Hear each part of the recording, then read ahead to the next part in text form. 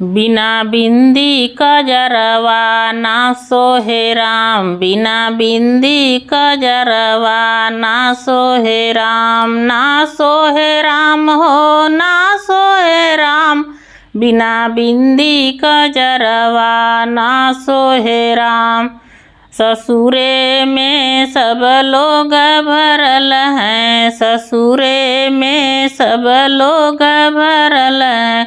बिना सासू झगड़वा के करी हैं राम, बिना सासू झगड़वा के करी हैं राम, बिना बिंदी कजरवा ना सोहे राम, ना सोहे राम हो ना सोहे राम, बिना बिंदी कजरवा ना सोहे राम, बिना बिंदी कजरवा ना सोहे राम। ससुरे में सब लोग भरल हैं, ससुरे में सब लोग भरल हैं, बिना जेठनिया लगवा के होई है राम, बिना जेठनिया लगवा के होई है राम, बिना बिंदी कजरवा ना सोहे राम, ना सोहे राम हो ना सोहे राम, बिना बिंदी कजरवा ना सोहे राम, बिना बिंदी कजरवा ना सोहे राम। ससुरे में सब लोग भरल हैं, ससुरे में सब लोग भरल हैं, बिना देवरानी अंगनवा के बहारी राम, बिना देवरानी अंगनवा के बहरी हैं राम,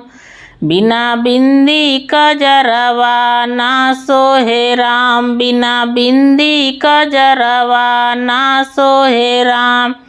ना सोहे राम हो ना सोहे राम, बिना बिंदी कजरवा ना सोहे राम,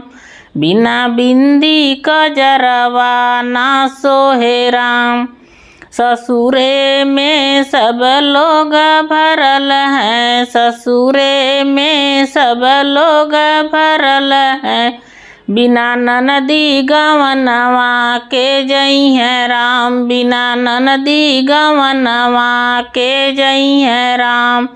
हो, बिना ननदी गवनवा के जई है राम, बिना ननदी गवनवा के जई है राम,